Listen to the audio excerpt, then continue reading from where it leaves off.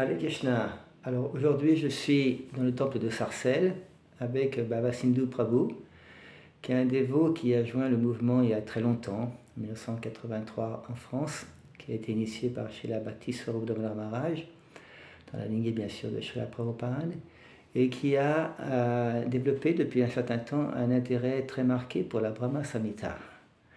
Alors merci Baba Sindhu Prabhu d'avoir accepté de prendre un peu de temps pour faire ce petit interview.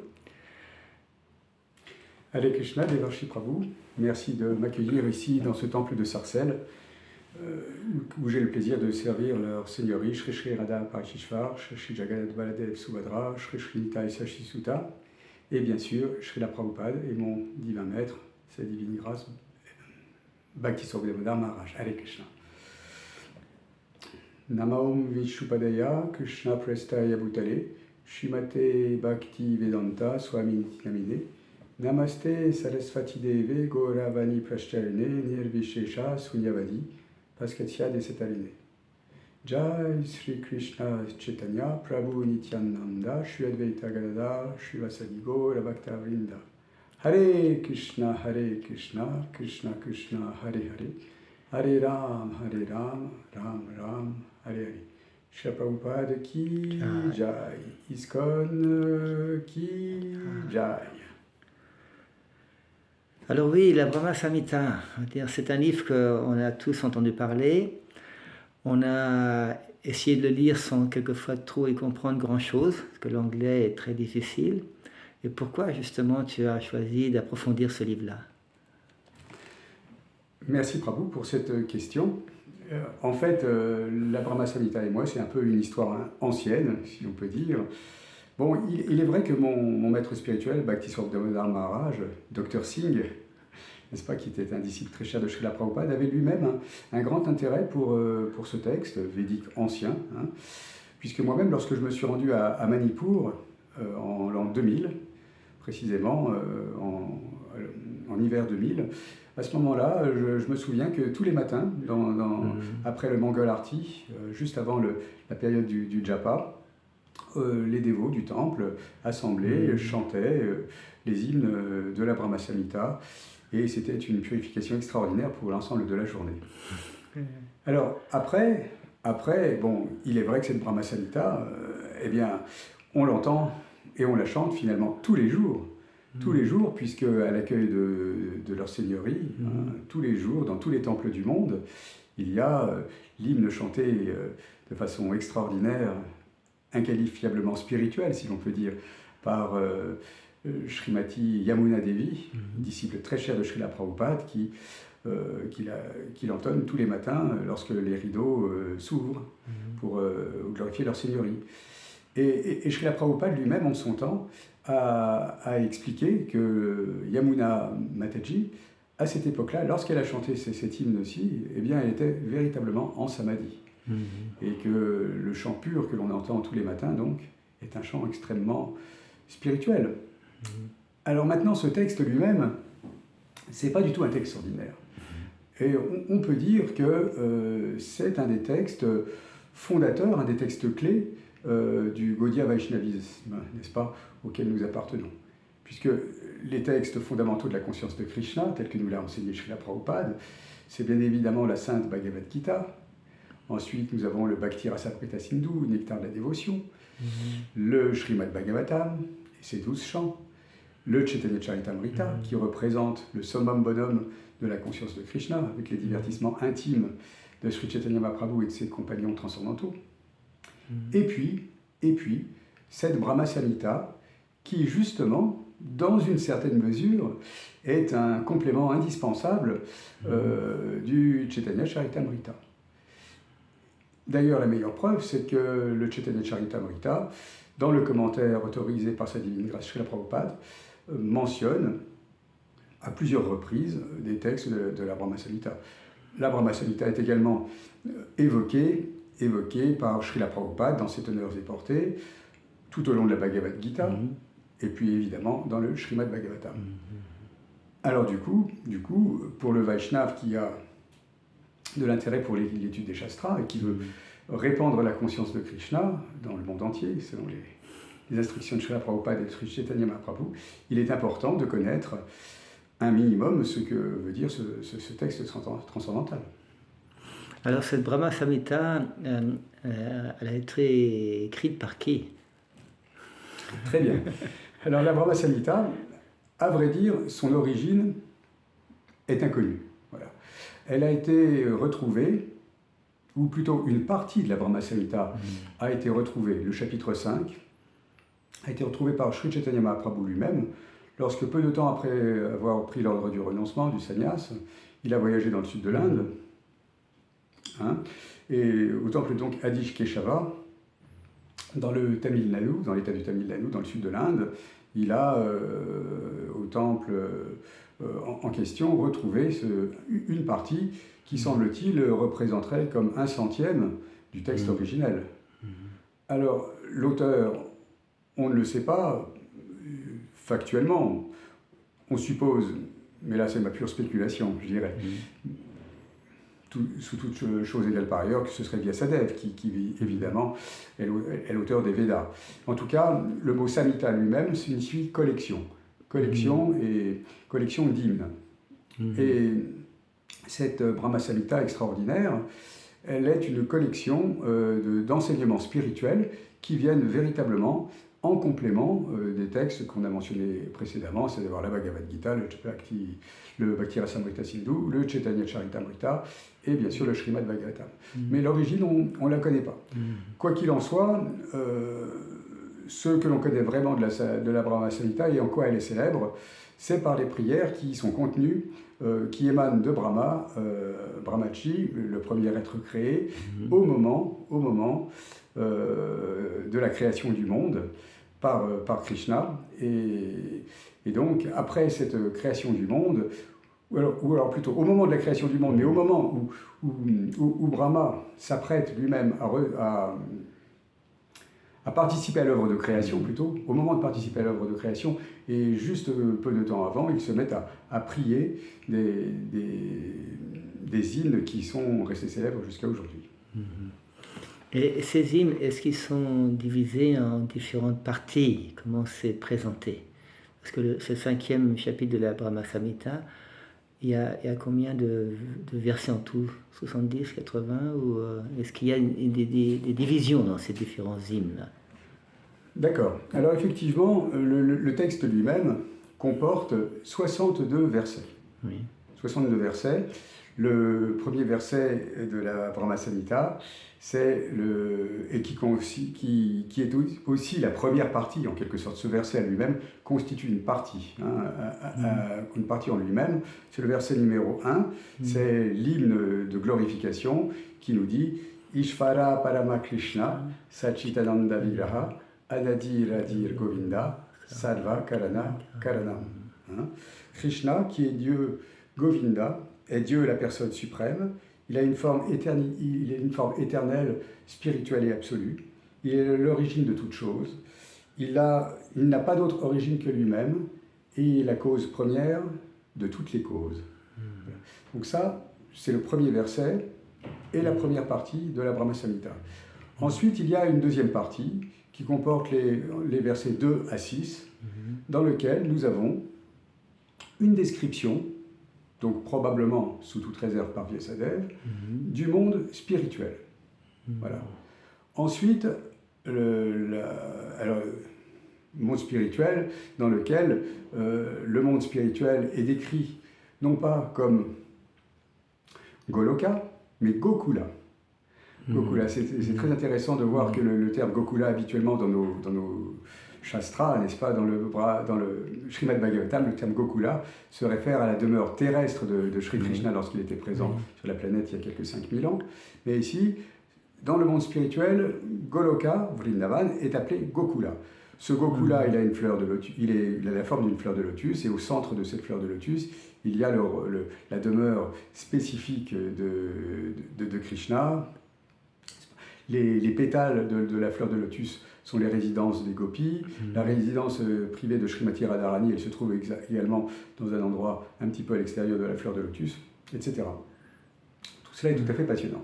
Ensuite, dans une troisième partie, qui comporte les versets donc numéro 7 jusqu'à 20, dans les 20 versets à peu près, eh bien nous avons une description de la création, de l'univers matériel et de la position de Brahma. Est également décrit de façon détaillée et affirmé de façon détaillée la suprématie absolue de Krishna, Dieu la personne suprême. Ça, c'est vraiment c'est la troisième partie. Enfin, la quatrième partie, c'est peut-être la partie la plus connue, qui commence au verset 28, dans lequel nous avons les prières de Sri Brahma, Brahmaji, au moment où, ayant reçu la connaissance védique par la flûte de Krishna et ayant été initié comme 2 fois né, il a reçu le mantra Gayatri, eh bien, il s'apprête donc à entrer dans l'œuvre de création. Et donc, avant d'entrer dans cette œuvre de création, il désire offrir au Seigneur Krishna un certain nombre de prières qui sont fameuses et qui sont d'ailleurs, pour leur début, chantées justement par Yamuna Mataji dans le fameux disque Govinda. Et donc, ces prières, elles vont du verset 29 jusqu'au verset 54 de la Brahma Samhita. Donc on va dire, rien que pour le plaisir, le premier verset, n'est-ce pas? Chintamani prakalasanma sukha pavriksha laksha vrite se surabhirabi palayantam Lakshmi sahasrata sasambhrama sevyamanam Govindamadi purusham tamam bhajami. Alors Srila Prabhupada traduit ce verset de la façon suivante. J'adore Govinda, le Seigneur originel, premier parmi les ancêtres. Il garde les vaches et comble tous les désirs. Ces palais sont bâtis de pierres philosophales et entourés de millions d'arbres à souhait. Des Lakshmis et des gopis au nombre infini le servent à jamais avec une grande vénération et la plus profonde affection. Donc, c'est le début, effectivement, d'une série de prières et d'hymnes et de glorification de Govinda par Brahma. Et dans cette glorification, le Seigneur Brahma complimente, vénère et loue le Seigneur Krishna sous ses différents aspects. Comme la personne la plus ancienne, comme la personne la plus belle, la plus magnifique, avec une forme Tribanga Lalita, Niyeta Plaka Asham, c'est-à-dire courbée en trois morceaux en quelque sorte, une forme divine en 3 morceaux, avec un teint extraordinairement magnifique, Syamasundar. Après, on a une adoration de Krishna tel qu'il est vénéré lui-même par ses dévots. Nous avons une adoration de Krishna tel qu'il est apprécié par toutes les catégories d'êtres, et même les impersonnalistes essayent tant que bien que mal de méditer sur Krishna, mais après des millions et des millions d'activités austères, il n'arrive, explique le texte, qu'à avoir simplement un très faible éclat parmi des ongles transcendantaux de Sri Krishna, de la personne suprême. Ensuite, Krishna est décrit comme le maître des avatars, Rama Dimotishu Kala Meyana Tistam, un avatar Akarot Bhavaneshu Kintu, etc. Krishna est décrit comme la source de Ganesh, la source de Durga, comme non différent et différent de Shiva, également, le plus grand parmi les devas, etc., etc. Tous les aspects de la vérité absolue, Tattva, sont décrits dans les prières de Brahma. Et alors, 5e partie de la Brahma Samhita, et là, en quelque sorte, c'est l'apothéose, puisqu'après ces merveilleuses prières par Brahma, eh bien, Sri Krishna, satisfait du service qui est donné par Brahma, dit à celui-ci, Eh bien, mon cher Brahma, je suis très heureux que tu m'aies glorifié de la sorte, et par conséquent, je vais à présent te donner les moyens, ou la méthode plus exactement, pour pratiquer le service de dévotion et m'atteindre, moi, Govinda, Krishna, en mon service intime. D'ailleurs, on va lire ici, je vais lire en anglais, puis après on aura la traduction française, la traduction qui est donnée du sanskrit par Bhaktisiddhanta Saraswati Maharaj. Car nous n'avons pas mentionné, il faut le mentionner absolument ici et rendre justice, bien sûr, glorifier les acharyas, puisque le texte tel que nous l'avons a été traduit du sanskrit en 1932 par Bhaktisiddhanta Saraswati Maharaj, à l'époque où il était le responsable et le fondateur de la Gaudiya Math, en 1932. Donc, Bhaktisiddhanta Saraswati Maharaj a publié un petit texte, un petit opuscule, n'est-ce pas? Voilà, qui est maintenant publié par ISKCON, dans lequel nous avons la traduction en anglais et le commentaire autorisé de Bhaktisiddhanta Saraswati Maharaj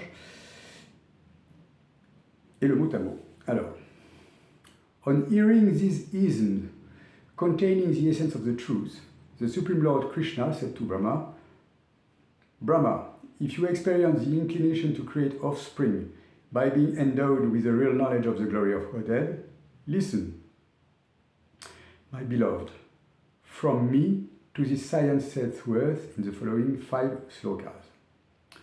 Donc, en entendant ces hymnes contenant l'essence de la vérité absolue, Dieu, la personne suprême, Krishna, dit à Brahma, Ô Brahma, si tu as maintenant envie de créer des êtres en étant dotés de la véritable connaissance de la gloire de Dieu, écoute, je t'en prie, écoute, Brahma, mon bien-aimé, écoute à partir de moi cette science qui est la science de la dévotion, résumée en 5 slokas.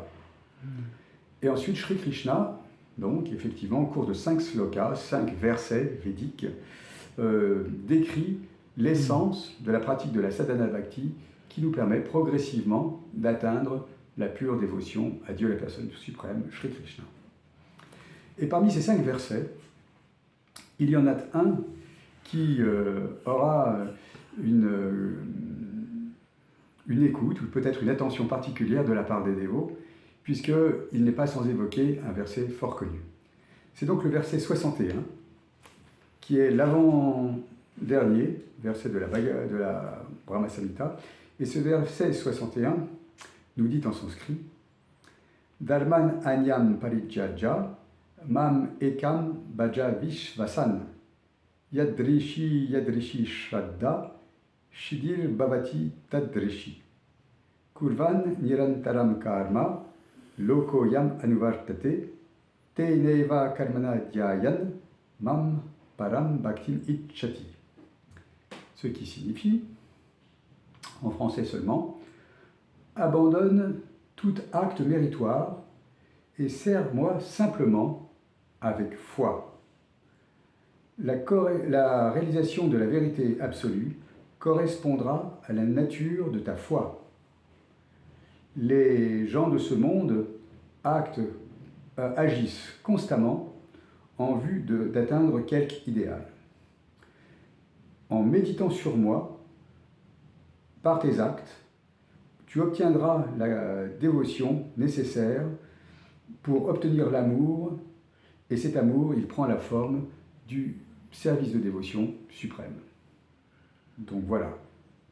Voilà ce que dit Sri Krishna à Brahma, et on voit qu'en ces 8 lignes du sloka, pratiquement, le résumé de la conscience de Krishna est évoqué, puisqu'il est question ici de servir Krishna par les actes, par le souvenir constant, et de cette façon-là, d'obtenir l'amour pur de Dieu, la personne suprême, justement sous la forme du service d'amour et de dévotion.